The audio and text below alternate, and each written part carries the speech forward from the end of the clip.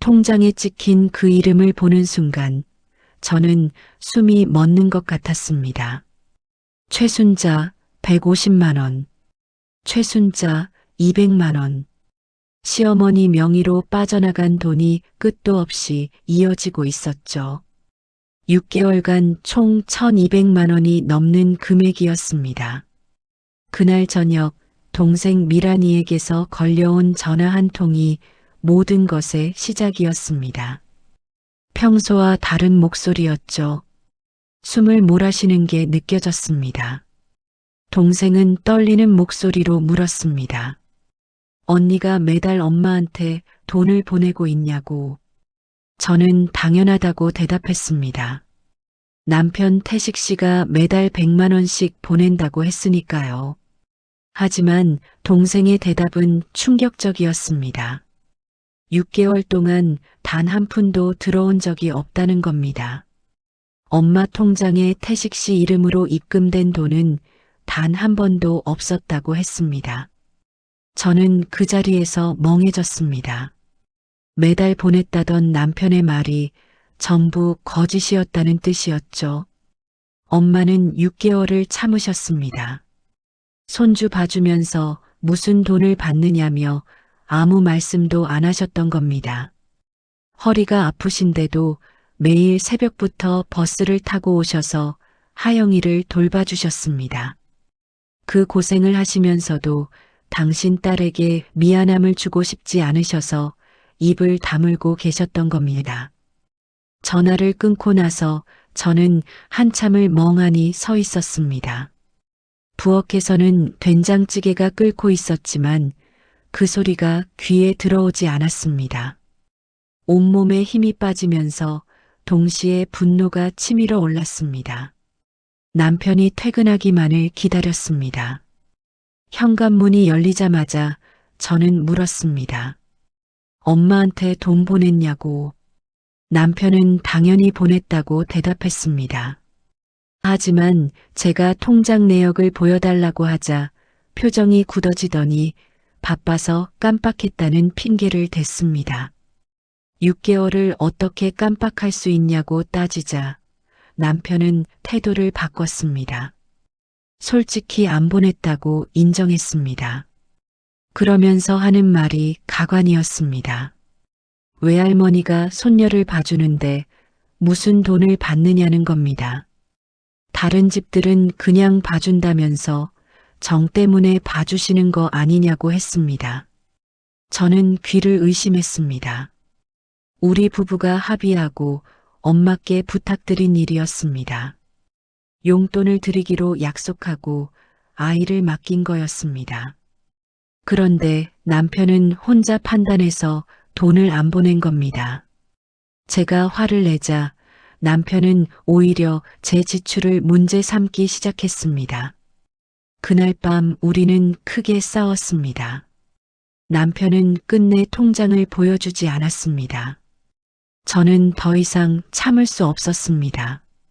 새벽 2시 남편이 깊이 잠든 사이 핸드폰을 가져왔습니다.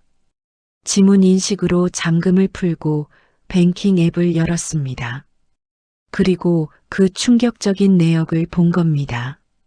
최순자 앞으로 매달 150만 원에서 200만 원씩 송금되고 있었습니다. 친정 엄마께는 한 푼도 안 보내면서 시댁에는 2배씩 꼬박꼬박 보내고 있었던 겁니다. 6개월간 총액이 1,200만 원이 넘었습니다. 저는 온몸에 소름이 돋았습니다. 화면을 캡처해서 제 핸드폰으로 전송했습니다. 그리고 남편을 깨웠습니다. 남편은 처음엔 사생활 침해라며 화를 냈습니다. 하지만 제가 추궁하자 결국 인정했습니다. 엄마가 집을 해줬으니 이 정도는 해드려야 한다는 겁니다. 저는 기가 막혔습니다. 그 집은 절반 이상이 대출이었습니다. 지금도 우리가 매달 대출금을 갚고 있는 집이었습니다. 그걸 집을 해줬다고 표현하다니요. 더 기가 막힌 건 제 돈으로 시댁에 효도를 한 거였습니다. 공용 통장이라며 제 월급까지 다 넣게 해놓고는 시댁에만 돈을 보내고 있었던 겁니다. 저는 그날 밤 결심했습니다. 더 이상 이 남자를 믿을 수 없다고. 결혼 초부터 남편의 태도는 이상했습니다. 제 지출을 하나하나 확인했습니다. 마트에서 장을 봐오면 영수증부터 체크했습니다. 점심값이 15,000원 나오면 왜 이렇게 많이 쓰냐고 따졌습니다. 도시락을 싸서 다니라고 했습니다. 커피 한 잔, 화장품 하나에도 잔소리가 이어졌습니다. 대출을 생각하라고 했습니다. 우리는 빚쟁이라고 했습니다. 저는 처음엔 남편 말이 맞다고 생각했습니다. 그래서 새벽에 일어나 도시락을 쌌습니다. 커피도 끊고 화장품도 다 쓸 때까지 아껴 썼습니다. 하지만 남편 핸드폰을 확인해 보니 전혀 다른 진실이 드러났습니다. 성과급을 받으면 실제보다 훨씬 적게 말하고 있었습니다. 500만 원 받으면 200만 원 받았다고 하는 시기였습니다. 차액은 본인 마음대로 쓰고 있었습니다. 최신 게임기들을 몰래 사들이고 있었습니다. 비싼 음식점과 술집 내역도 줄줄이 나왔습니다. 저한테는 커피 한 잔 아끼라고 하면서 본인은 펑펑 쓰고 있었던 겁니다. 그리고 시댁에는 매달 거액을 보내고 있었습니다. 저는 처음부터 속고 있었습니다. 도시락 싸면서 아꼈던 제 자신이 너무 바보 같았습니다. 분노가 치밀어 올랐습니다. 다음 날 저녁 남편이 아무 일 없다는 듯 들어왔습니다. 저는 바로 말했습니다. 공용 통장을 그만하자고. 남편의 표정이 굳었습니다. 하지만 저는 물러서지 않았습니다. 그동안 모은 돈을 정확히 계산해서 각자 몫으로 나누자고 했습니다. 남편은 부부끼리 돈을 왜 나누냐며 거부했습니다. 하지만 저는 확고했습니다. 며칠간 남편은 집에 들어오지 않았습니다. 어디서 자는지 연락도 없었습니다. 그리고 시어머니 생신날이 다가왔습니다. 남편이 어쩔 수 없이 집에 나타났습니다. 저는 조건을 걸었습니다. 통장을 가져오지 않으면 이혼이라고.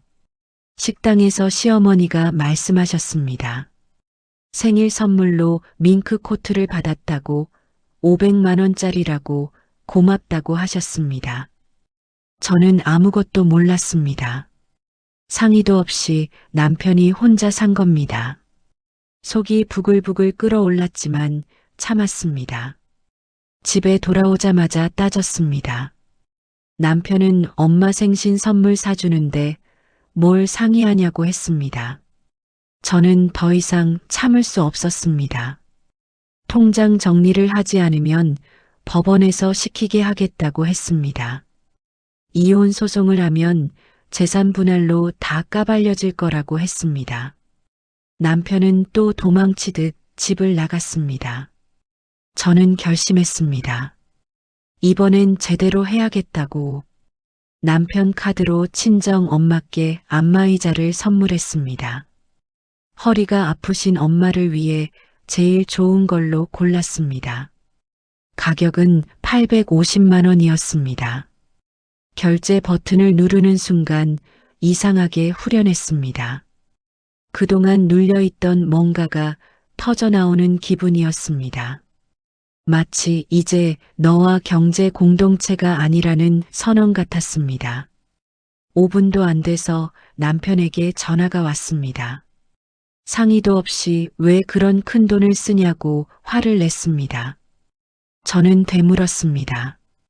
너도 상의 없이 밍크 코트 500만 원 샀잖냐고. 그리고 한 가지 더 따졌습니다. 우리 집 명의가 누구 거냐고. 남편은 자기 명의라고 엄마가 해준 거니까 당연하다고 했습니다. 그 말이 가슴에 비수처럼 꽂혔습니다. 6년 동안 함께 갚아온 빚인데 제 월급도 고스란히 들어간 집인데 그게 당연히 자기 명의라니. 저는 마지막 통첩을 했습니다. 명의를 공동으로 바꾸든지 아니면 통장 정산을 하든지 둘 중 하나를 선택하라고 했습니다. 며칠 뒤 남편이 갑자기 집에 나타났습니다. 옷장에서 캐리어를 꺼내기 시작했습니다. 무슨 짓이냐고 물었더니 여행을 간답니다. 하와이에 엄마랑 동생이랑 간다는 겁니다. 저는 기가 막혀 웃음이 나왔습니다. 지금 이 상황에서 여행이라니. 한 달 전에 예약했다고 말하면 또 싸울까봐 말 안 했다고 합니다. 그러면서 하는 말이 더 가관이었습니다. 다녀와서 장모님이랑 제주도 가자고 그럼 되지 않냐고 했습니다. 시댁이랑 하와이 다녀와서 저희 집은 제주도라니. 하와이와 제주도가 같다는 겁니까? 저는 부엌으로 가서 후라이팬을 집어들었습니다. 남편에게 달려들어 등짝을 내리쳤습니다. 남편이 비명을 지르며 막았지만 저는 멈추지 않았습니다. 결국 남편이 후라이팬을 빼앗아 멀리 던졌습니다. 저는 신발장 위에 구두걸을 집어 던졌습니다. 남편 뒤통수에 명중했습니다. 다시는 이 집에 발도 들이지 말라고 소리쳤습니다. 남편은 황급히 도망쳤습니다. 현관문이 쾅 닫혔습니다. 저는 그 자리에 주저앉았습니다. 이제 정말 끝이구나 싶었습니다. 하지만 이건 시작에 불과했습니다. 더 큰 비밀이 저를 기다리고 있었습니다. 남편이 나간 뒤에도 화가 풀리지 않았습니다. 거실을 서성이다가 남편 물건들이 눈에 들어왔습니다.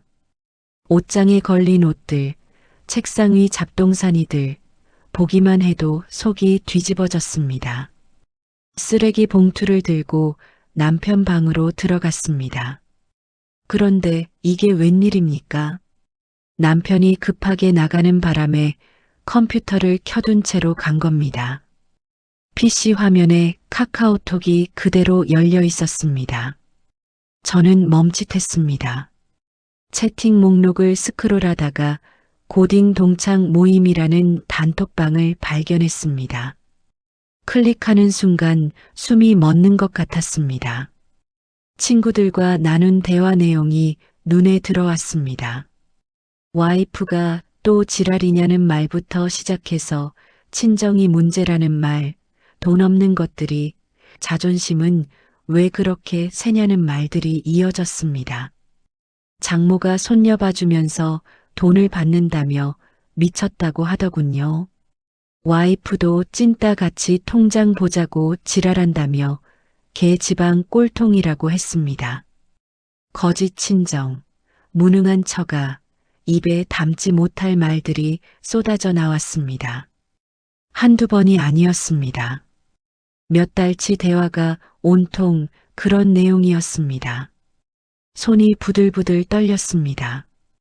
6년을 함께 산 사람이 뒤에서 이렇게 욕을 하고 있었다니 눈물이 났습니다. 분노의 눈물인지 서러운 눈물인지 모르겠었습니다. 저는 이를 악물고 스크롤을 계속했습니다. 대화 내용을 모두 사진으로 찍어뒀습니다. 그때 새 메시지 알림이 떴습니다. 한준혁이라는 이름이었습니다. 남편 고등학교 동창이자 저도 잘 아는 사람이었습니다. 메시지 내용을 보고 저는 눈을 의심했습니다.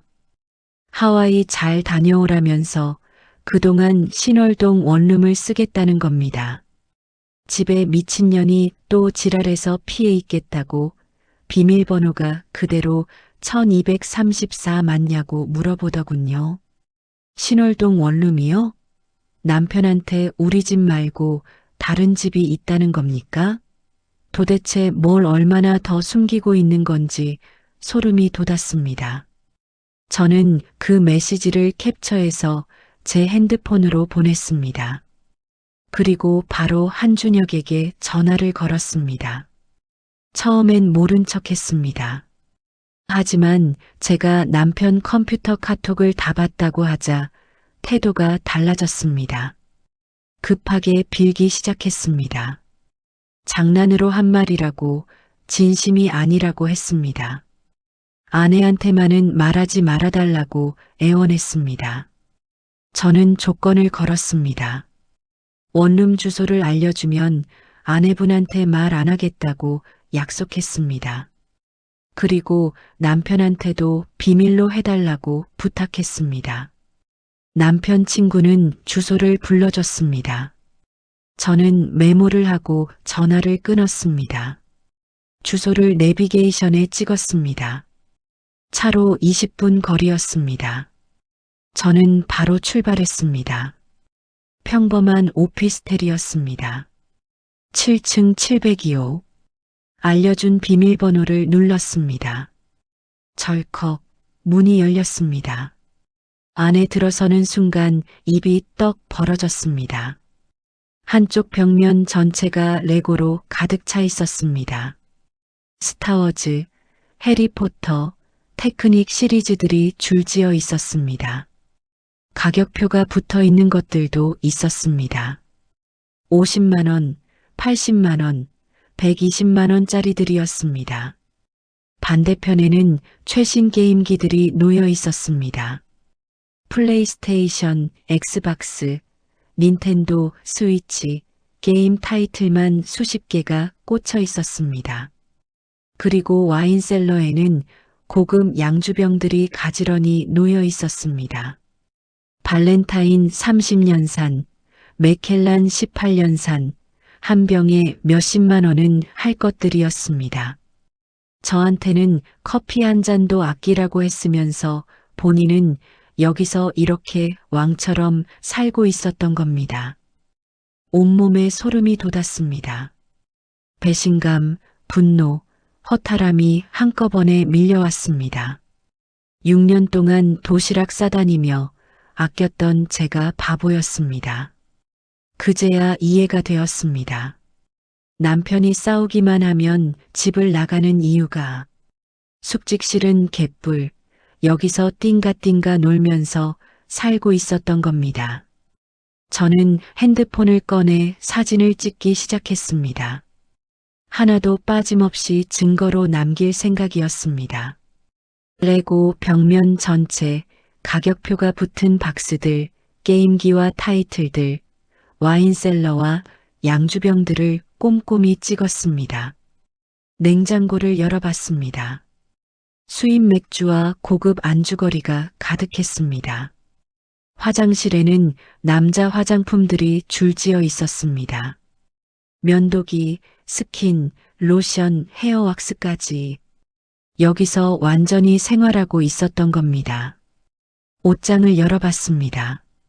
집에서 못 보던 옷들이 걸려 있었습니다.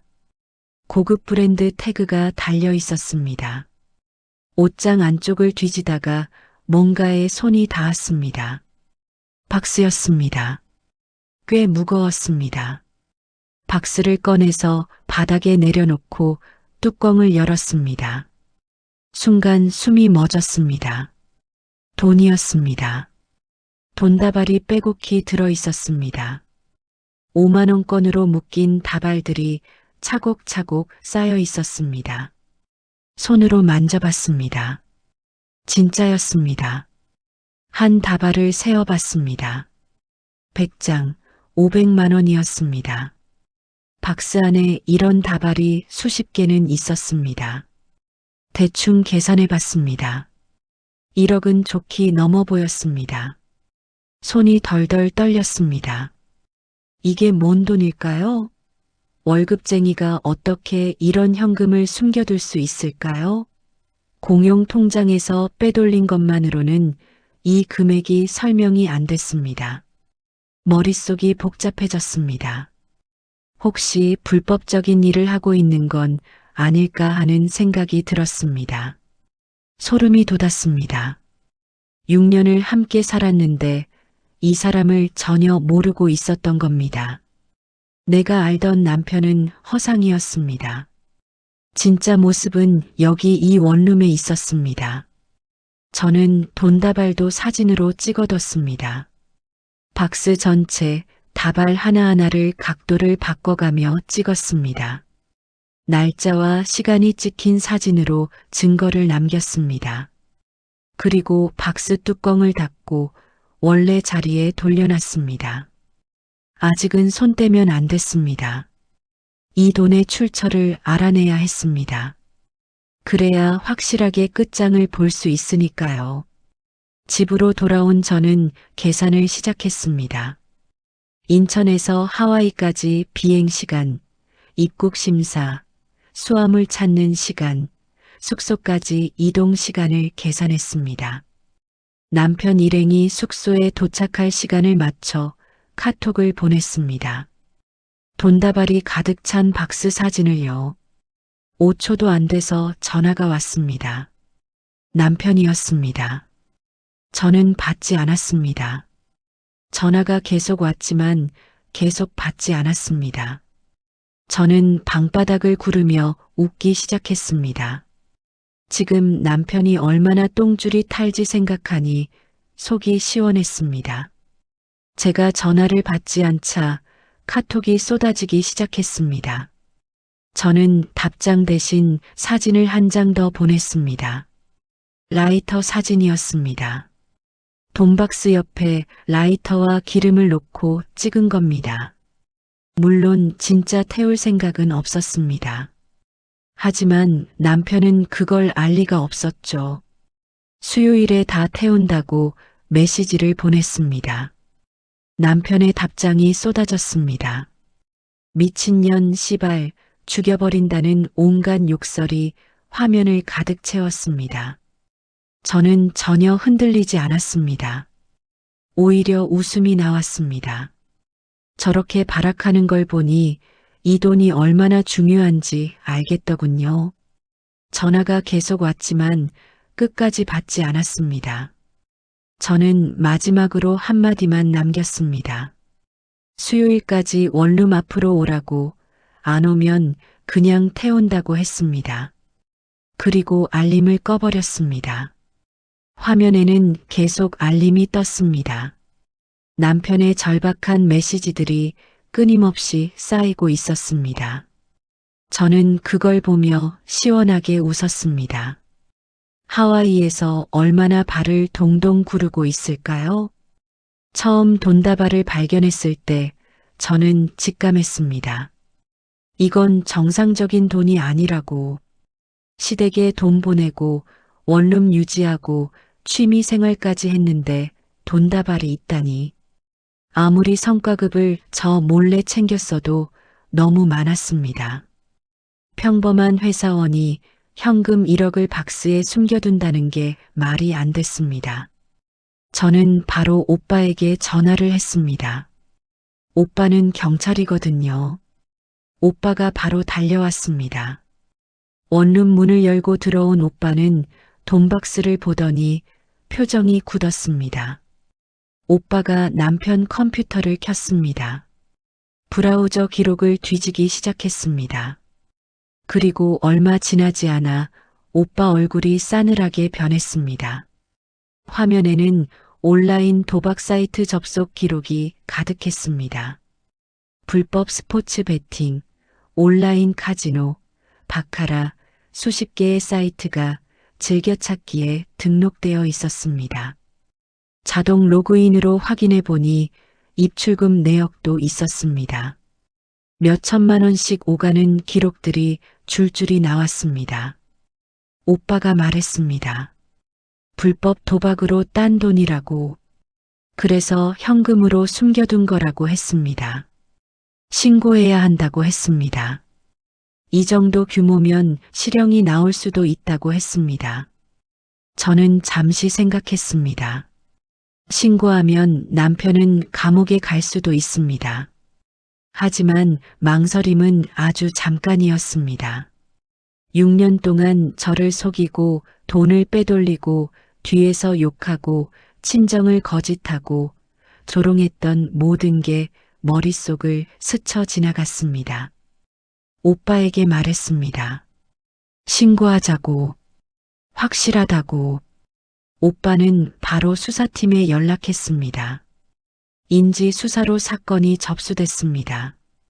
그리고 저는 계획을 세웠습니다. 남편을 원룸으로 유인하는 동안 경찰이 잠복하기로 했습니다. 그래서 일부러 협박을 한 겁니다. 돈 태운다고 수요일까지 오라고 했던 겁니다. 남편은 제 손바닥 위에서 놀아났습니다. 이제 그물을 치고 기다리기만 하면 됐습니다. 수요일이 밝았습니다. 저는 아침 일찍 원룸 근처로 갔습니다. 건물이 보이는 골목에 차를 세워두고 기다렸습니다. 한참을 기다려도 남편은 나타나지 않았습니다. 설마 안 오는 건가 싶었습니다. 그런데 오후 9시 23분 택시 한 대가 건물 앞에 섰습니다. 남편이 그 차에서 뛰어내리듯 급하게 내렸습니다. 캐리어도 없이 몸만 왔더군요. 얼굴이 완전히 망가져 있었습니다. 며칠 못 잔 게 티가 났습니다. 하와이 여행을 중간에 취소하고 온 거겠죠. 남편은 주위를 두리번거리더니 급하게 건물 안으로 들어갔습니다. 저는 차에서 내렸습니다. 조심스럽게 뒤를 따라갔습니다. 남편이 엘리베이터를 탔습니다. 저는 계단으로 올라갔습니다. 7층까지 숨을 죽이며 올라갔습니다. 702호 앞에 남편이 서 있었습니다. 비밀번호를 누르고 있었습니다. 삐빅 틀렸습니다. 남편이 다시 눌렀습니다. 삐빅 또 틀렸습니다. 남편이 당황하기 시작했습니다. 비밀번호가 맞을 리가 없었습니다. 제가 바꿔버렸으니까요. 저는 그때 카톡을 보냈습니다. 박스에 불이 붙는 사진이었습니다. 물론 진짜 태운 건 아니었습니다. 빈 박스에 불 붙인 사진이었죠. 하지만 이미 정신이 나가 있는 남편은 그걸 알 리가 없었습니다. 남편의 비명이 복도에 울려 퍼졌습니다. 핸드폰을 보고 미친 듯이 비밀번호를 눌렀습니다. 삐빅, 삐빅, 삐빅 계속 틀렸습니다. 남편이 문을 두드리기 시작했습니다. 발로 차기도 했습니다. 그때였습니다. 계단문이 열리더니 경찰들이 들어왔습니다. 저를 스쳐 지나가며 남편에게 다가갔습니다. 불법 도박 혐의로 체포한다고 했습니다. 남편의 팔에 수갑이 채워졌습니다. 남편이 발버둥 쳤습니다. 급한 일이 있다고 잠깐만 기다려달라고 했습니다.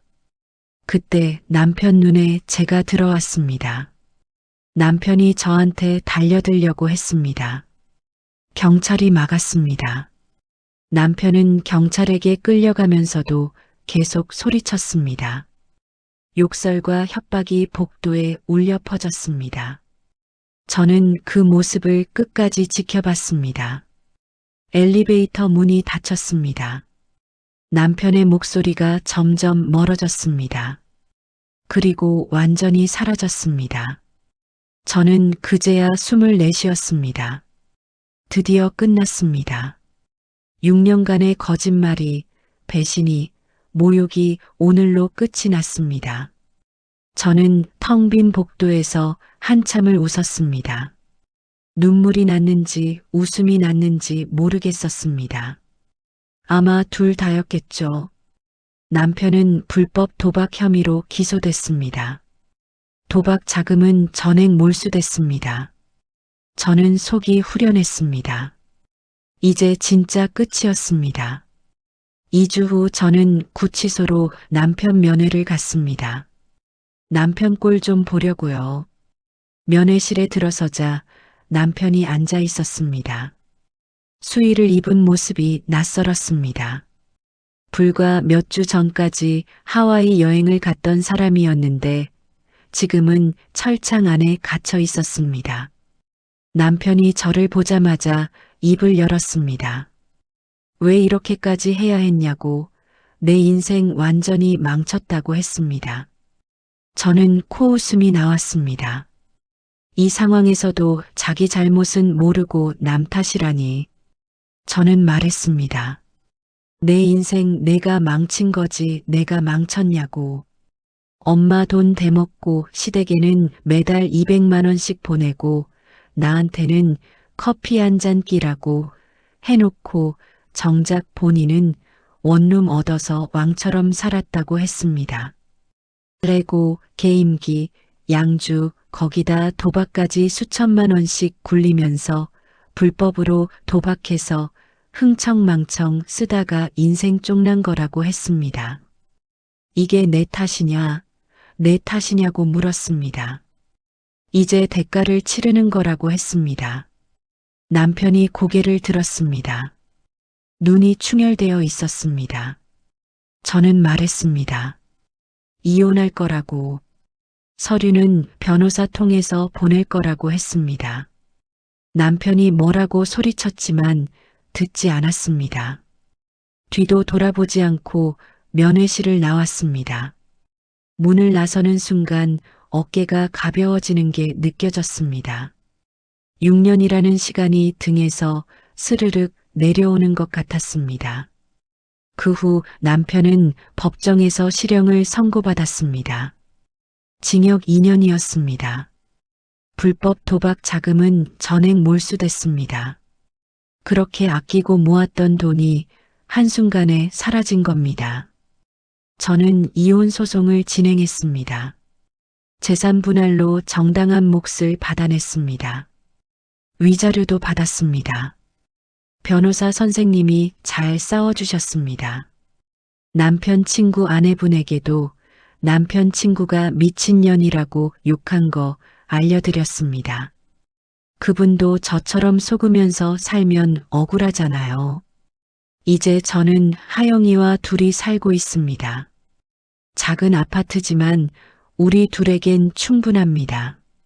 아침에 눈 뜨면 하영이 얼굴이 보이고 저녁에는 둘이 나란히 밥을 먹습니다. 힘들었던 6년이었습니다. 하지만 이제 끝났습니다. 새로운 시작입니다. 하영이와 함께 저만의 인생을 살 겁니다. 엄마에게도 이제 제대로 효도할 수 있게 됐습니다. 안마의자는 정말 잘 쓰고 계십니다. 매일 아침 저녁으로 사용하신다고 하셨습니다. 허리 통증이 많이 좋아지셨다고 좋아하셨습니다. 그 모습을 보니 850만 원이 전혀 아깝지 않았습니다. 동생 미란이도 제 편이 되어줬습니다. 처음 전화로 알려줬을 때부터 끝까지 응원해줬습니다. 오빠도 경찰로서 큰 도움을 줬습니다. 가족이 있어서 참 다행이라는 생각이 들었습니다. 결혼 생활 내내 저를 짓눌렀던 무게가 이제 사라졌습니다. 매일 지출을 체크당하고 잔소리를 들으며 살았던 날들이 악몽 같았습니다. 하지만 이제는 자유롭습니다. 제가 번 돈을 제 마음대로 쓸 수 있습니다. 커피도 마음껏 마십니다. 화장품도 필요할 때 삽니다. 친구들과 점심을 먹어도 눈치 볼 필요가 없습니다. 이렇게 살 수 있다는 게 얼마나 행복한지 모릅니다. 하영이도 많이 밝아졌습니다. 아빠가 없어서 슬퍼할까 걱정했는데 오히려 더 웃는 것 같습니다. 아이들은 느끼나 봅니다. 엄마가 행복한지 불행한지를요. 제가 행복하니 하영이도 행복한 것 같습니다. 친정 엄마도 이제 편하게 하영이를 봐주십니다. 돈을 받지 못해서 미안해하실 필요가 없어졌습니다. 제가 매달 용돈을 드리고 있습니다. 이제는 제 통장에서 직접 보내니 확실합니다. 시댁과는 연락을 끊었습니다. 시어머니가 몇 번 연락을 하셨지만 받지 않았습니다. 더 이상 며느리가 아니니까요. 그분들과는 아무 관계가 없습니다. 남편이 알아서 효도하시면 됩니다. 변호사 선생님께서 말씀하셨습니다. 제가 모든 증거를 잘 챙겨뒀다고 칭찬하셨습니다. 통장 내역 캡처, 원룸 사진들, 도박 사이트 기록들이 모두 결정적인 증거가 됐다고 하셨습니다.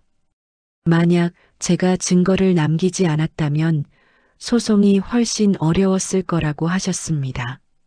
화가 나더라도 냉정하게 증거를 챙긴 게 잘한 일이라고 하셨습니다. 저도 그렇게 생각합니다. 감정에 휩싸여 당장 화풀이만 했다면 아무것도 얻지 못했을 겁니다. 하지만 저는 차분하게 증거를 모았습니다. 그리고 그 증거들로 정당한 몫을 받아냈습니다. 법은 증거가 있어야 움직인다는 걸 배웠습니다. 이혼 소송 과정은 생각보다 길었습니다. 변호사 선생님과 상담하고 서류를 준비하는 데만 몇 주가 걸렸습니다. 남편 측에서도 변호사를 선임했습니다. 처음엔 재산 분할을 거부하려고 했습니다. 하지만 제가 모아둔 증거들이 너무 확실했습니다. 시댁에 보낸 돈 내역, 원룸 사진들, 도박 자금 기록들, 친구들과 나눈 카톡 대화까지 남편 측 변호사도 할 말이 없었던 모양입니다. 재판부에서는 명백한 귀책 사유가 남편에게 있다고 판단했습니다.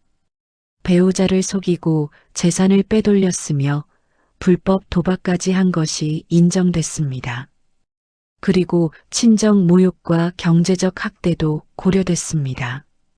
재산 분할 비율은 제게 유리하게 나왔습니다. 집은 팔아서 대출을 갚고 남은 돈을 나눴습니다. 위자료도 상당한 금액을 받았습니다. 남편이 불법 도박으로 모은 돈은 이미 몰수됐으니 제 몫은 아니었지만요. 사실 돈이 중요한 건 아니었습니다. 물론 정당한 몫을 받는 것도 중요하지만 제게 더 중요한 건 자유였습니다. 그 억압적인 결혼 생활에서 벗어나는 것, 그게 진짜 목표였습니다. 판결이 나던 날 법정을 나서면서 느꼈습니다. 정말 끝났구나. 이제 진짜 새로운 시작이구나. 하늘이 유난히 맑아 보였습니다. 오랜만에 마음 편하게 심호흡을 했습니다. 하영이에게 이혼 사실을 어떻게 말해야 할지 고민이 많았습니다. 아이가 아빠를 보고 싶어 하면 어쩌나 걱정도 됐습니다. 하지만 아이는 생각보다 담담했습니다.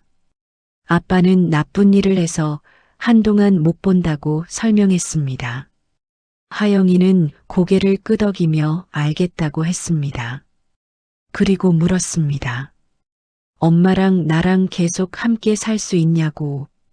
그럼요, 당연하다고 대답했습니다. 하영이가 환하게 웃었습니다. 그 웃음을 보니 제 선택이 옳았다는 확신이 들었습니다. 새 아파트로 이사를 했습니다. 전보다 작은 평수지만 우리 둘이 살기엔 충분했습니다. 가구들도 새로 샀습니다. 과거의 흔적이 하나도 없는 곳에서 시작하고 싶었습니다. 하영이 방을 꾸미면서 아이에게 물었습니다. 어떤 색깔이 좋으냐고. 하영이는 분홍색이 좋다고 했습니다. 그래서 분홍색 커튼과 이불을 샀습니다. 공주 스티커도 벽에 붙여줬습니다. 하영이가 좋아하는 모습을 보니 제 마음도 따뜻해졌습니다. 이 아이를 위해서라도 잘 살아야겠다고 다짐했습니다. 엄마가 행복해야 아이도 행복하다는 걸 압니다. 그래서 저는 행복하기로 결심했습니다. 친정 엄마는 자주 놀러 오십니다. 안마의자 덕분에 허리가 많이 좋아지셨다며 감사해 하십니다. 이제는 하영이를 봐주실 때도 편하게 오십니다. 돈 문제로 눈치 보실 필요가 없으니까요. 동생 미란이도 주말마다 놀러 옵니다. 언니가 정말 잘했다고, 용감했다고 칭찬해 줍니다. 처음 전화로 알려줬을 때부터 끝까지 제 편이 되어준 동생이 정말 고맙습니다. 오빠는 가끔 저녁을 사주러 옵니다. 매제를 신고한 게 미안하다고 하시지만 저는 괜찮다고 말씀드립니다. 오빠가 아니었다면 남편의 불법 도박을 밝혀내지 못했을 겁니다. 오히려 제가 감사한 일입니다. 회사 생활도 달라졌습니다. 전에는 매일 긴장하며 살았습니다.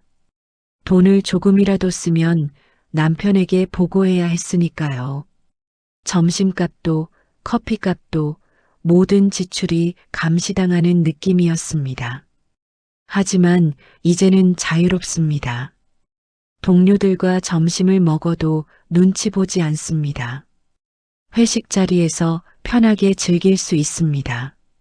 스트레스가 줄어드니 일도 더 잘 되는 것 같습니다. 부서장님께서 말씀하셨습니다. 요즘 표정이 많이 밝아졌다고, 무슨 좋은 일 있냐고 물으셨습니다. 저는 웃으며 대답했습니다. 그냥 마음이 편해졌다고. 부서장님도 웃으며 좋아하셨습니다. 승진 제안도 받았습니다. 전에는 남편 눈치가 보여서 승진을 고사했습니다. 늦게까지 일할 수도 있고 책임도 무거워지니까 남편이 싫어할 것 같았습니다. 하지만 이제는 다릅니다. 승진을 받아들였습니다. 급여도 올랐습니다. 제 능력으로 번 돈을 제 마음대로 쓸 수 있다는 게 얼마나 기쁜지 모릅니다. 하영이에게 더 좋은 것들을 해줄 수 있게 됐습니다. 주말에는 하영이와 함께 시간을 보냅니다. 공원에 가기도 하고 영화를 보기도 합니다. 전에는 항상 돈 걱정을 했습니다. 남편이 뭐라고 할까봐 조심스러웠습니다. 하지만 이제는 그런 걱정이 없습니다. 아이와 함께 아이스크림을 먹어도 장난감을 사줘도 누구의 눈치도 보지 않습니다. 하영이가 좋아하는 모습을 보는 게 제일 행복합니다. 가끔 남편 생각이 납니다. 지금 감옥에서 어떻게 지내고 있을까? 후회하고 있을까? 하지만 그건 남편의 몫입니다. 제가 신경 쓸 일이 아닙니다. 자기가 저지른 일의 대가를 치르는 것뿐입니다. 시어머니에게서 몇 번 연락이 왔습니다. 아들을 용서해달라고, 다시 생각해달라고 하셨습니다. 하지만 저는 단호하게 거절했습니다. 이미 끝난 일이라고, 다시 돌아갈 생각이 없다고 말씀드렸습니다. 시어머니는 울면서 애원하셨지만 마음이 흔들리지 않았습니다. 6년 동안 제가 당한 것들을 생각하면 동정심이 들 여지가 없었습니다. 아들이 잘못한 건데 왜 며느리에게 용서를 구하는지 이해가 안 됐습니다. 친구들도 제 결정을 지지해 줬습니다. 오랜만에 만난 친구들에게 이혼 사실을 알렸습니다. 모두들 잘했다고, 용감했다고 말해줬습니다. 그렇게 살면서 얼마나 힘들었냐고 위로해줬습니다. 한 친구가 말했습니다. 표정이 정말 밝아졌다고. 예전에는 항상 뭔가에 눌려 있는 것 같았는데 이제는 활기가 돈다고 했습니다. 그 말을 듣고 깨달았습니다. 제가 얼마나 억압받으며 살았는지를요. 6개월이 지났습니다. 새로운 일상에 완전히 적응했습니다. 아침에 일어나면 하영이와 함께 아침을 먹습니다. 서두르지 않아도 됩니다. 남편 눈치 볼 필요가 없으니까요. 여유롭게 아침 시간을 보냅니다. 하영이를 어린이집에 데려다주고 출근합니다. 엄마가 픽업을 해주시기로 했습니다. 물론 이제는 제대로 용돈을 드립니다. 매달 빠짐없이 송금합니다.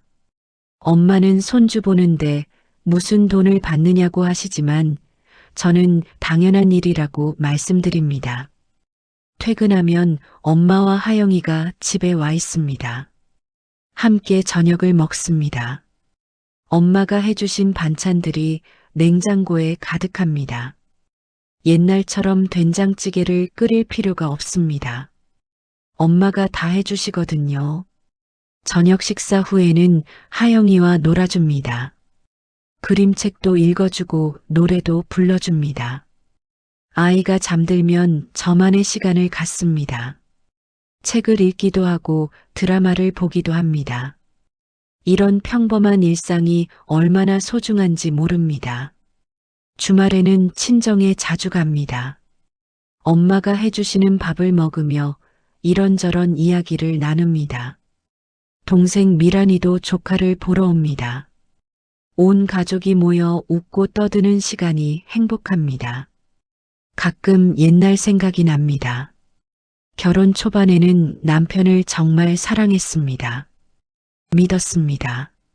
함께 행복한 가정을 꾸릴 수 있다고 생각했습니다. 하지만 그건 착각이었습니다. 남편은 처음부터 저를 속이고 있었습니다. 시댁에서 집을 해준다고 했을 때 정말 감사했습니다. 친정이 형편이 어려워서 아무것도 못 해드리는 게 미안했거든요. 그래서 시댁 식구들에게 더욱 잘해야겠다고 생각했습니다. 그게 함정의 시작이었습니다. 감사함이 족쇄가 됐습니다. 집을 해줬다는 이유로 모든 걸 참아야 했습니다. 제 지출은 통제당했지만 시댁에 보내는 돈은 아무도 문제 삼지 않았습니다. 이상한 구조였지만 그때는 몰랐습니다. 이제는 압니다. 결혼은 거래가 아닙니다. 한쪽이 뭔가를 해줬다고 다른 쪽이 평생 빚진 사람처럼 살아야 하는 게 아닙니다. 부부는 평등한 관계여야 합니다. 서로를 존중하고 배려해야 합니다.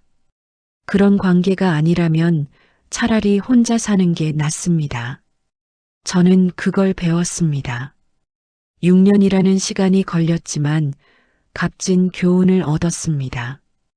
이제는 누구에게도 제 인생을 맡기지 않을 겁니다. 하영이가 자라면서 가끔 묻습니다. 아빠는 언제 오냐고. 그럴 때마다 조심스럽게 대답합니다. 아빠는 나쁜 일을 해서 벌을 받고 있다고. 한동안은 못 볼 거라고 설명합니다. 아이가 아빠를 그리워할까봐 걱정했는데 생각보다 괜찮았습니다. 사실 남편은 육아에 거의 참여하지 않았습니다. 집에 와도 자기 방에만 있었습니다. 하영이와 놀아준 기억도 별로 없습니다. 그러니 아이도 아빠의 부재를 크게 느끼지 못하는 것 같습니다. 오히려 엄마와 둘이 사는 지금이 더 좋아 보입니다. 제가 행복하니까 아이도 행복한 겁니다. 그게 제일 중요합니다. 재판 과정에서 만난 변호사 선생님께서 말씀하셨습니다. 이런 사례가 생각보다 많다고. 겉으로는 멀쩡해 보이는 가정이지만 속을 들여다보면 문제가 심각한 경우가 많다고 하셨습니다. 특히 경제적 학대는 드러나지 않아서 더 위험하답니다. 배우자의 수입과 지출을 통제하고 자기 마음대로 돈을 쓰는 것, 그것도 엄연한 학대라고 하셨습니다. 저는 그 말을 듣고 위로받았습니다. 제가 예민한 게 아니었습니다. 제가 잘못한 게 아니었습니다. 남편이 잘못한 겁니다. 저를 존중하지 않고 통제하려 했던 남편이 문제였습니다. 그걸 깨달으니 마음이 한결 가벼워졌습니다. 요즘 제 목표는 단순합니다. 하영이와 함께 행복하게 사는 것, 제 일을 열심히 하는 것, 가족들과 좋은 관계를 유지하는 것, 그게 전부입니다. 거창한 꿈은 없습니다. 평범한 행복으로 충분합니다. 가끔 미래를 상상해 봅니다.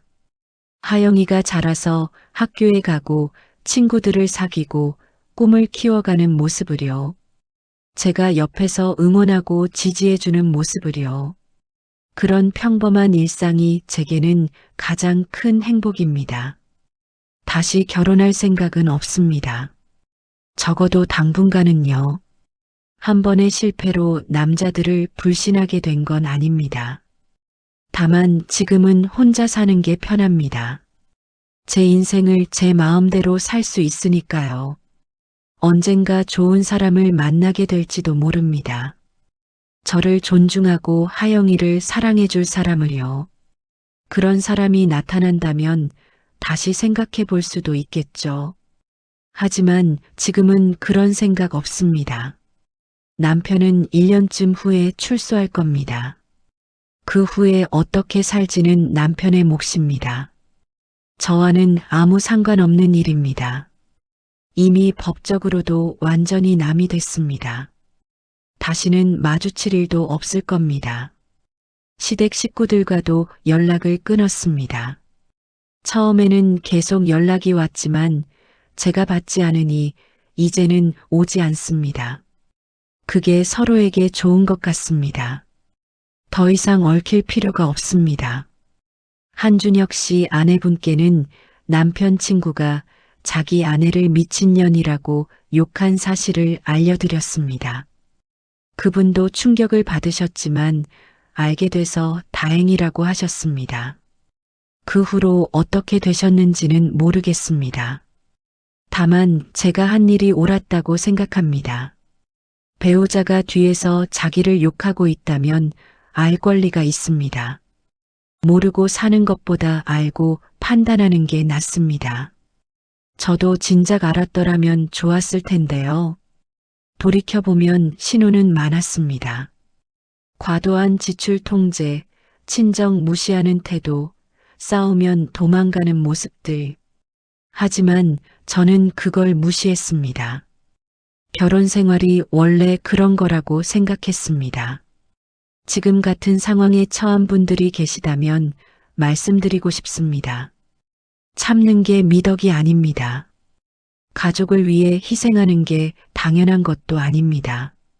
자신을 먼저 사랑하고 존중해야 합니다.